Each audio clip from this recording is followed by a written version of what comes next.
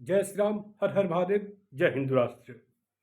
हिंदुत्व दर्शन आपका अपना चैनल है और इस पर आपका हार्दिक अभिनंदन है। और मित्रों, मैंने आप सभी से एक वचन दिया था कि मैं नोआखली नरसंहार पर विस्तृत जानकारी और उसके वास्तविक इतिहास को लेकर के आप सबके समक्ष मैं प्रस्तुत होऊंगा, लेकिन इसमें मुझे कुछ विलंब हो गया। इसके लिए मैं आप सभी से खेद प्रकट करता हूं। और आज जैसा कि आपको कहा गया बात थी कि पूरे साक्ष्य के साथ आप सबके समक्ष प्रस्तुत हूं। और आप सभी से निवेदन है कि चैनल को लाइक, शेयर और सब्सक्राइब करें, जिससे कि मेरा हिम्मत बढ़ सके। तो मित्रों, अब मुद्दे पर आता हूं। नोआखली यह कोलकाता से 400 किलोमीटर की दूरी पर है, यानी 250 मील की दूरी पर है। और यह नोआखली आज के समय पूर्वी बंगाल अर्थात बांग्लादेश का हिस्सा है, जो कि पहले एक समय अखंड भारत का हिस्सा हुआ करता था। पर 1971 के बाद यह एक अलग देश के रूप में जानी जाती है, जिसे कि हम सभी बांग्लादेश के नाम से जानते हैं। और मित्रों, इस नोआखली में एक समय बहुत बड़े पैमाने पर हिंदुओं का नरसंहार हुआ था। अर्थात इसे नोआखली हिंदू नरसंहार कहें तो कोई अतिशयोक्ति नहीं होगी। शरद पूर्णिमा के दिन बंगाली हिंदू इस दिन अपने बहुत बड़े त्योहार को मनाने की तैयारी कर रहे थे। इस दिन बंगाली हिंदू माता लक्ष्मी की आराधना करते, पूजा करते हैं। इस पर्व को बंगाल यानी पश्चिम बंगाल में कोजागरी पूजा के नाम से जाना जाता है या था जाना जाता था। 10 अक्टूबर 1946 में शरद पूर्णिमा के दिन नोआखली बंगाल में सूफी दरगाह दायरा शरीफ के खादिम ने 20,000 मुस्लिमों को संबोधित करते हुए कहा कि अपने खेतों में आप जो चावल उगाते हो उसे कौन खाता है? उसे सनातन हिंदू धर्म के मानने वाले खाते हैं। और हिंदुओं की स्त्रियां, औरतें खूबसूरत क्यों होती हैं? तो उन्होंने बताया, स्त्रियों, हिंदू धर्म को मानने वाली स्त्रियां, औरतें खूबसूरत इसलिए होती हैं, सुंदर इसलिए होती हैं क्योंकि उन्हें अच्छा खाना प्राप्त होता है। और फिर उसने बताया, कहा कि जब हमारे इस्लाम मजहब की मानने वाली औरतें बीमार पड़ती हैं, उसे कौन देखता है? उसे कौन चेक करता है? कौन जांच परख करता है? तो जवाब में उसने कहा कि हिंदू डॉक्टर, हिंदू चिकित्सक, हिंदू वैद्य। इसके बाद 20,000 मुस्लिमों ने नाराए तकबीर, अल्लाह अकबर चिल्लाते हुए इन लोगों ने कसम खाई कि नोआखली में जितने भी काफिर हैं और हर कुफ्र के नामो निशान को मिटा दिया जाएगा। यही कारण है कि बहुत से जगहों पर एक सोची समझी रणनीति के तहत डेमोग्राफी बदलने का एक कार्य किया जा रहा है। और डेमोग्राफी में परिवर्तन का क्या परिणाम होता है, हम सभी इससे भली भांति परिचित हैं। मूल विषय पर आते हुए, इसी का परिणाम था कि नोआखली हिंदू नरसंहार हुआ, जो सन 1946 ईस्वी में हुआ। सन 1946 ईस्वी में इस समय चुन चुन कर 20,000 उन्मादी मुस्लिमों की भीड़ ने हिंदू पुरुषों का कत्लेआम, संस हत्या करना प्रारंभ कर दिया और हिंदू स्त्रियों, औरतों, माताओं, बहनों के साथ बलात्कार करना प्रारंभ कर दिया, दुष्कर्म किया। हिंदुओं की दुकानों में आग लगाना शुरू कर दिया गया। उसे आग के हवाले कर दिया गया। और हिंदू धर्म में ऐसा करने वालों को कहा गया कि यदि जिंदा रहना है तो इस्लाम कबूल कर लो, अन्यथा मरने के लिए तैयार हो जाओ। यहाँ एक बात मैं साफ कर देना चाहता हूँ कि नोआखली नरसंहार और डायरेक्ट एक्शन डे दो अलग अलग घटना है, दोनों एक नहीं है। हाँ, दोनों का वर्ष एक ही है। 16 अगस्त 1946 ईस्वी में डायरेक्ट एक्शन डे हुआ था और 10 अक्टूबर 1946 ईस्वी में नोआखली हिंदू नरसंहार हुआ था। नोआखली हिंदू नरसंहार के प्रमाण के लिए आप सभी से मैं आग्रह करता हूं कि जीडी खोसला द्वारा लिखित पुस्तक स्टोन रेकनिंग का अध्ययन करें। आप इसे संदर्भ के रूप में ले सकते हैं, इसे पढ़ सकते हैं, अध्ययन कर सकते हैं। इसमें इस पुस्तक में जीडी खोसला की कलम से ज्ञात हो जीडी खोसला वह व्यक्ति थे जिन्होंने नाथूराम गोडसे के केस की सुनवाई की थी।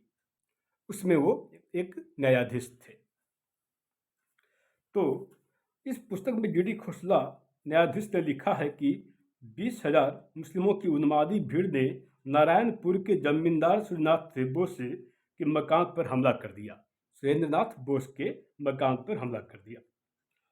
बोस अपने परिवार को लेकर छत पर चले गए। मुस्लिम उन्मादी दंगाइयों ने घर को आग के हवाले कर दिया। जब घर जलने लगा तो सुरेंद्रनाथ बोस बाबू ने छत पर से ही छलांग लगा दी और बदकिस्मती का आलम यह था कि वो गिरे भी तो दंगाइयों के सामने गिरे और तब उन्मादी दंगाई मुसलमानों ने उनके शरीर को टुकड़े टुकड़े कर दिया, अर्थात क्षत विक्षत कर दिया, खंड खंड कर दिया और उनका कटा हुआ सिर लेकर के ये उन्मादी मुस्लिम पीर गुलाम सरवर को भेंट स्वरूप दे दिया। ये वही पीर गुलाम सरवर हुसैनी थे जिन्होंने इन 20,000 दंगाई उन्मादी मुसलमानों को सूफी दरगाह दायरा शरीफ से संबोधित किया था। सुरेंद्रनाथ बोस के साथ साथ हिंदू महासभा के नेता राजेंद्र लाल राय चौधरी के साथ भी ऐसा ही हुआ। उन्मादी दंगाई मुसलमानों ने उनके घर अर्थात राजेंद्र लाल राय चौधरी के घर में आग लगा दिया और हिंदू महासभा के अध्यक्ष राजेंद्र लाल राय चौधरी का सर धड़ से अलग कर दिया। जैसा कि उन्होंने सुरेंद्रनाथ बोस के साथ किया था, ठीक ऐसा ही उन्होंने राजेंद्र लाल राय चौधरी के साथ भी ऐसा ही किया और इनके कटे हुए सर को पीर गुलाम सरवर हुसैनी को सौंप दिया और इनकी 2 बेटियों को मौलवियों ने आपस में बांट लिया, अर्थात राजेंद्र लाल राय चौधरी के बेटियों को मौलवियों ने अपने आप में बांट लिया, अपने आप में रख लिया। नोआखली में ऐसा विभत्स हिंदुओं का नरसंहार इसलिए हुआ क्योंकि वहाँ हिंदुओं की आबादी मात्र 20% थी और 80% आबादी मुस्लिमों की थी। वास्तव में यही डेमोग्राफी परिवर्तन का कुपरिणाम है। अतः डेमोग्राफी में परिवर्तन का मूल कारण यही है जिसे हम समझ नहीं पा रहे हैं या समझने का प्रयास नहीं कर रहे हैं। ज्ञात हो कि जो व्यक्ति सोया हुआ है उसे तो जगाया जा सकता है, लेकिन जो व्यक्ति सोने का ढोंग कर रहा है, नाटक कर रहा है, उसे जगाया नहीं जा सकता। 10 अक्टूबर सन 1946 ईस्वी में जब यह भयानक नरसंहार हो रहा था तो इस बात को सामने नहीं आने दिया गया, अर्थात इसे गोपनीय रखने का प्रयास किया गया। पर जब आग लगती है तो धुआं तो उठता ही है। नोआखली हिंदू नरसंहार 5 दिनों तक चलता रहा, अर्थात 10 अक्टूबर से लेकर 15 अक्टूबर तक चलता रहा। इस नोआखली भयानक हिंदू नरसंहार की खबर दिल्ली पहुंची और हमारे तथाकथित महात्मा, थोपे हुए महात्मा, अर्थात जिनमें महात्मा के कोई लक्षण नहीं थे, इस तथाकथित बापू ने 17 अक्टूबर 1946 ईस्वी में, जी हाँ 17 अक्टूबर 1946 ईस्वी में कहा कि हिंदू स्त्रियों नारियों को मरने की कला सीखनी होगी। बलात्कारी के सामने झुकने से अच्छा है कि वे अपने हाथों से अपना गला घोंटकर जीवदांतों में दबाकर मर जाएं। यदि इससे उनकी मृत्यु नहीं होती है तो मैं इन हिंदू महिलाओं, स्त्रियों को यह सलाह दूंगा कि वो जहर खाकर मर जाएं। और भी रास्ता है कि वह हिंदू महिलाएं योग क्रिया करके आत्महत्या कर लें। तो यह हमारे तथाकथित महात्मा के मुख से मुखारबिंद बात थी, जो मैं आप सबके समक्ष रख रहा हूं।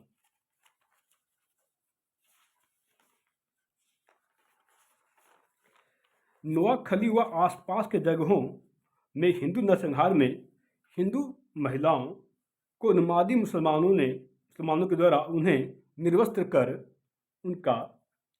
उनके परेड जुलूस निकाले गए। नोआखली में अधिकांश हिंदू पुरुषों को काट डाला गया, यानी उन्हें मौत के घाट उतार दिया गया और महिलाओं और बच्चों को जबरन मुसलमान बना दिया गया और जबरन गौमांस खिलाया गया। जबरन गौमांस खिलाया जा रहा था और 5 वक्त नमाज पढ़ने के लिए कहा जा रहा था। इस बात के प्रमाण तत्कालीन गवर्नर के द्वारा किए गए, क्षमा कीजिए, इस बात के प्रमाण तत्कालीन गवर्नर के द्वारा दिए गए वक्तव्य व उनके रिपोर्ट से प्रमाणित होती है। नोआखली में जिन हिंदू पुरुषों की निर्दयता से, निर्ममता से जिन उन्मादी मुसलमानों के द्वारा हत्या की गई, उनकी विधवाओं का जबरन निकाह विवाह उन हिंदू पुरुषों के हत्यारे से कर दिया गया, निकाहनामा पढ़ा गया और मौलवियों के द्वारा अविवाहित लड़कियों, बच्चियों को अपने हवस का शिकार बनाया गया। आचार्य कृपलानी और उनकी धर्म पत्नी सुचिता कृपलानी, आचार्य कृपलानी की धर्म पत्नी का नाम सुचिता कृपलानी था।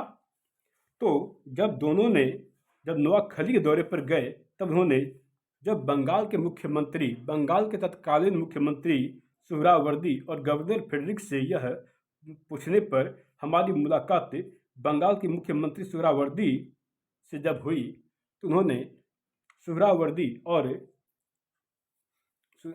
गवर्नर फ्रेडरिक से इस बाबत बात की।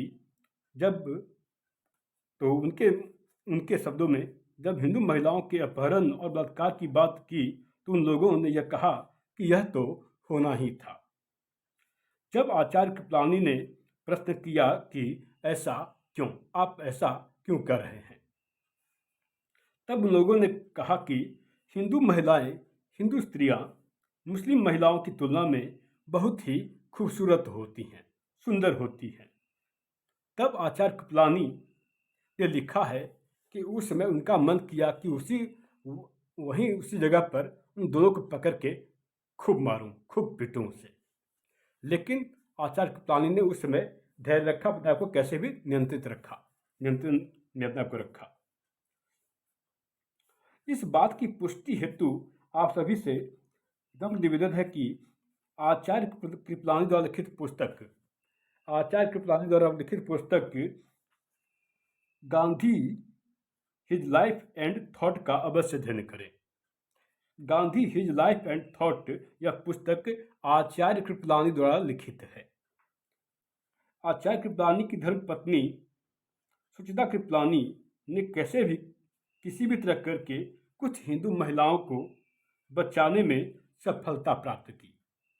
इस बात पर गुलाम सरवर हुसैनी इतना क्रोधित हुआ, गुस्सा हो गया, भड़क गया कि उसने खुलेआम सरेआम घोषणा की कि जो भी मुसलमान मोमिन सुचिता कृपलानी के साथ बलात्कार करेगा उसे गाजी की उपाधि दी जाएगी।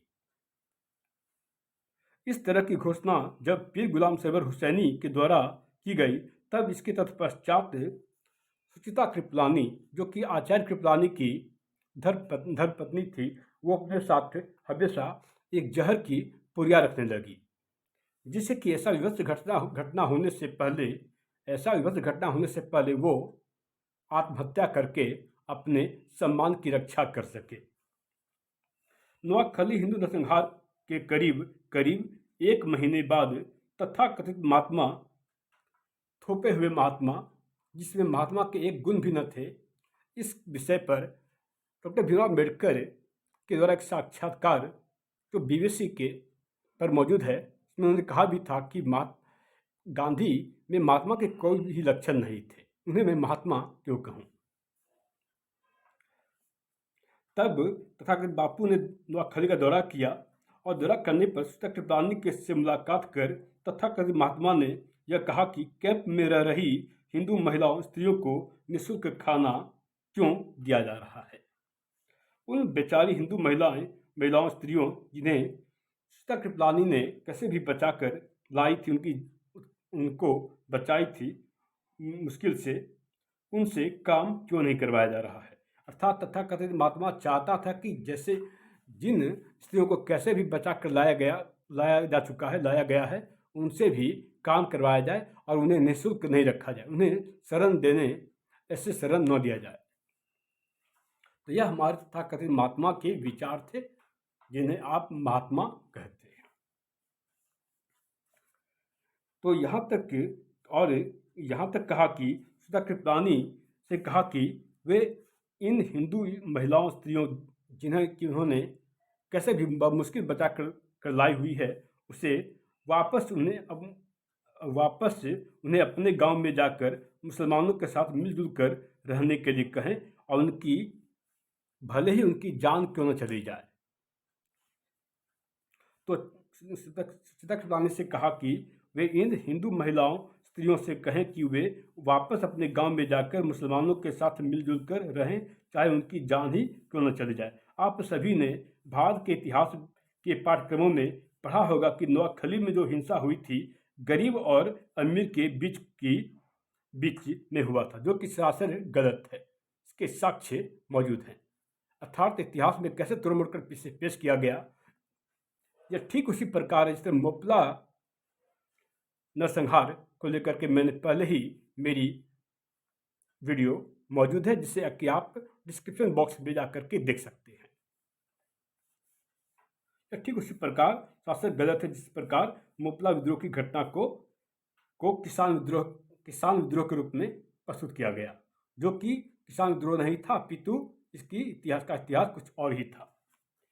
पंडित नाथूराम गोडसे की वास्तविक इतिहास अर्थात नाथूराम गोडसे का सच जानने के लिए और नोआखली हिंदू नरसंहार का सच जानने के लिए जस्टिस जी.डी. खोसला के द्वारा लिखित 2 पुस्तकों का संदर्भ मैं आप सभी को देना चाहूँगा, जिससे कि आप बिल्कुल अध्ययन करें और इस अध्ययनोपरांत आप निष्कर्ष पर पहुँचेंगे। पहली पुस्तक का नाम है the murder of Mahatma and other cases from a जजेस डायरी, पेज नंबर 305 से 306। ये बात फिर से बता दे रहा हूँ, the murder of Mahatma and other cases from a जजेस डायरी, पेज नंबर 305 से 306। और दूसरी पुस्तक का नाम है जो कि नोआखली हिंदू नरसंहार पर आधारित है। इस पुस्तक का नाम है स्टोन रेकनिंग। तो आप सभी से विनम्र निवेदन है कि इन 2 पुस्तकों का अध्ययन करें और इस माँ भारती भारतवर्ष के वास्तविक इतिहास को तथ्यों के साथ प्रस्तुत करने के लिए और करने का यह मेरा प्रेरित कार्य है। इसके लिए आप सभी का मैं आह्वान करता हूँ। तब तक के लिए जय श्री राम, हर हर महादेव, जय हिंदू राष्ट्र।